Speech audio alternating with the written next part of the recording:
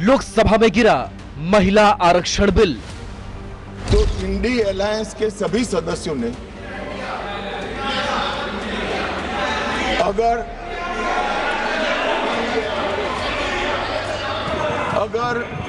मगर किंतु परंतु इसका उपयोग कर स्पष्ट रूप से महिला आरक्षण का विरोध किया है। अमित शाह का विपक्ष पर तीखा हमला। तो शोर शराबा कर बच जाओगे, मगर माताओं बहनों का जो आक्रोश आपके खिलाफ है ना, जब मैदान में जाओगे तब मालूम पड़ेगा। भागते हुए रास्ता नहीं मिलेगा। चुनाव में जब जाएंगे तब मालूम पड़ेगा, मातृशक्ति हिसाब मांगेगी। विपक्ष पर महिलाओं को धोखा देने का आरोप।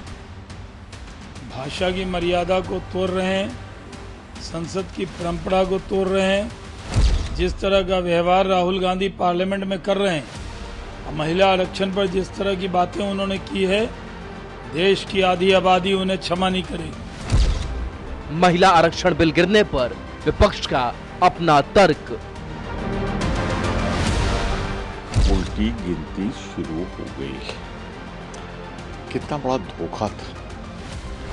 प्रजातंत्र को समाप्त करने का एक कुत्सित प्रयास था, एक घटिया, जिसे लपेट के महिला आरक्षण में भारत के राजनीतिक मानचित्र को बदलने की एक नापाक साजिश थी।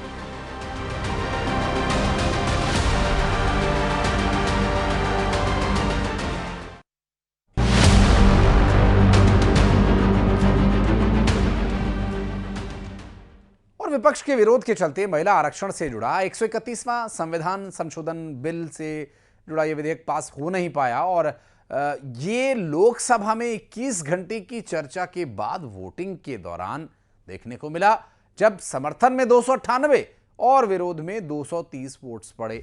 आप देखेंगे कि वोट तो पक्ष में ज्यादा पड़े हैं, लेकिन किसी बिल को पास कराने के लिए नियम है कि 2/3 बहुमत चाहिए होता है। लगभग 352 वोट्स की आवश्यकता थी, जबकि सत्ता पक्ष के पास 298 ही वोट थे। लेकिन विपक्ष के विरोध के चलते संविधान संशोधन बिल पास न हो सका। लोकसभा में बिल गिरने के बाद देश में सियासत गर्मा गई है। बीजेपी अब कांग्रेस और दूसरे विपक्षी दलों को महिला विरोधी बता रही है। एनडीए फ्लोर लीडर्स की बैठक में देशव्यापी अभियान चलाने का निर्णय अब लिया गया है और ये बीजेपी के साथ साथ एनडीए के सभी घटक दल, सहयोगी दल इस प्रदर्शन में शामिल होंगे।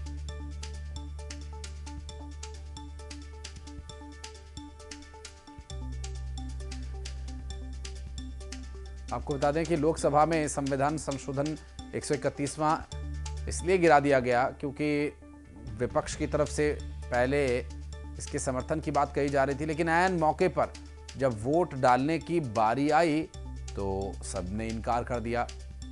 लोकसभा में बिल गिरने पर बीजेपी ने विपक्ष पर निशाना भी साधा और गृहमंत्री अमित शाह ने कहा कि महिलाएं विपक्ष को सबक सिखाएंगी। वहीं बीजेपी अध्यक्ष नितिन नवीन ने विपक्षी दलों को महिला विरोधी बताया।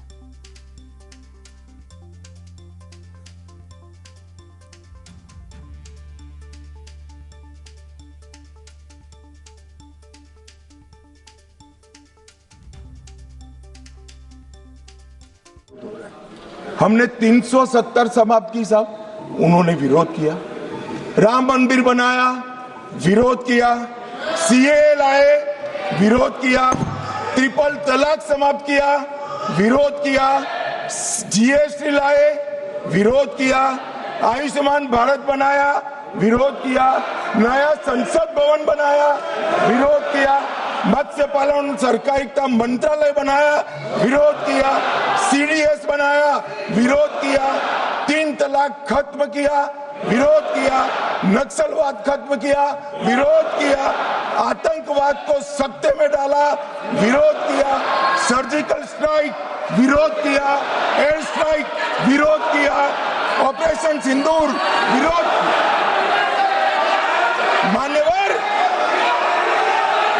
मान्यवर इन्होंने अच्छे बुरे सोचे बगैर नरेंद्र मोदी जी जो कर रहे हैं इसका विरोध करने का स्थान।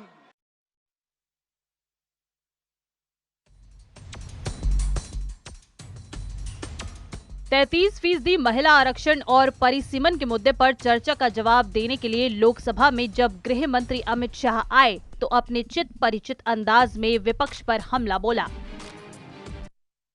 इंडी अलायंस के सभी सदस्यों ने अगर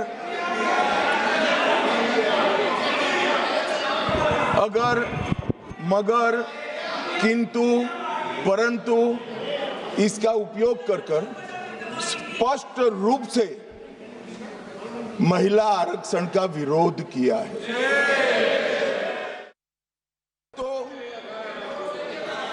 शोर शराबा कर बच जाओगे, मगर माताओं बहनों का जो आक्रोश आपके खिलाफ है ना, जब मैदान में जाओगे तब मालूम पड़ेगा। भागते हुए रास्ता नहीं मिलेगा। चुनाव में जब जाएंगे तब मालूम पड़ेगा, मातृशक्ति हिसाब मांगेगी। ओबीसी के मुद्दे पर सदन में हंगामा हुआ। विपक्ष ने सरकार पर ओबीसी विरोधी होने का आरोप लगाया तो पलटवार में गृह मंत्री अमित शाह ने इतिहास का जिक्र करते हुए कांग्रेस को ही सबसे बड़ा ओबीसी विरोधी करार दे दिया। इस देश में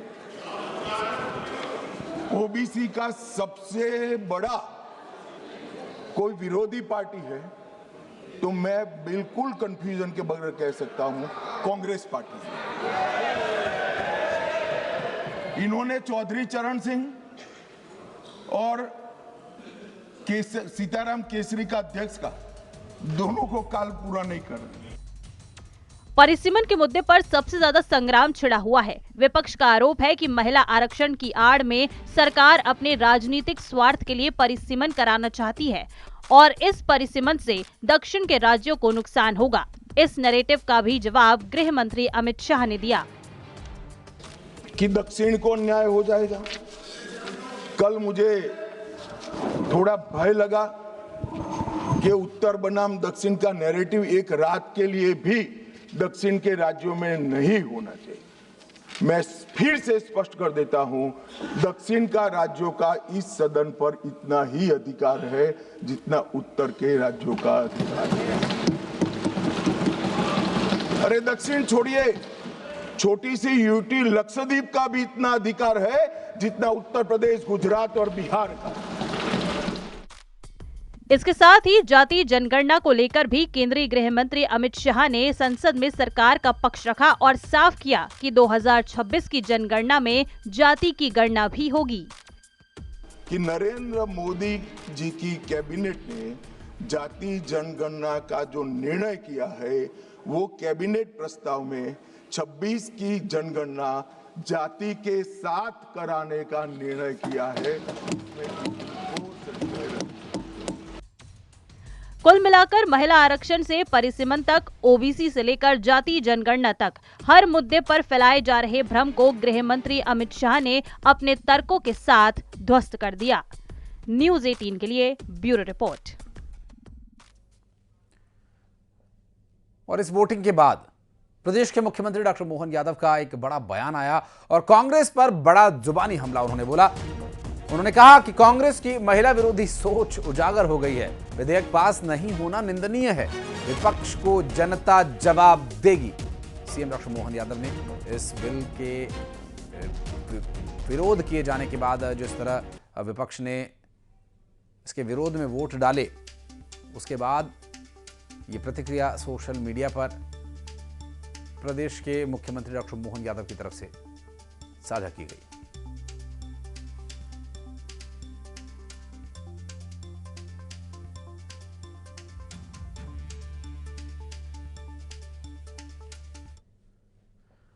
और विपक्ष ने संविधान संशोधन बिल का विरोध करते हुए इसे संविधान के खिलाफ बताया। महिला बिल नहीं है, ये हिंदुस्तान का राजनीतिक जो स्ट्रक्चर है, इलेक्टोरल स्ट्रक्चर है, उसको बदलने की कोशिश है। ये हमने रोक दिया है। इस महिला आरक्षण को इस तरह से परसिमन से जोड़ें कि वो पुरानी जनगणना पर चले जिसमें ओबीसी शामिल भी नहीं है। तो ये मुमकिन ही नहीं था कि ये बिल पारित हो, और मेरे ख्याल से हमारे देश की लोकतंत्र के लिए, हमारे देश की अखंडता के लिए ये एक बहुत बड़ी जीत है।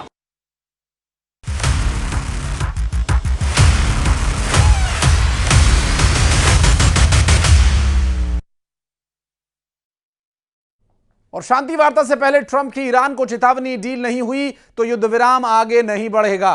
दुर्भाग्य से ईरान पर फिर बॉम्ब गिराने पड़े।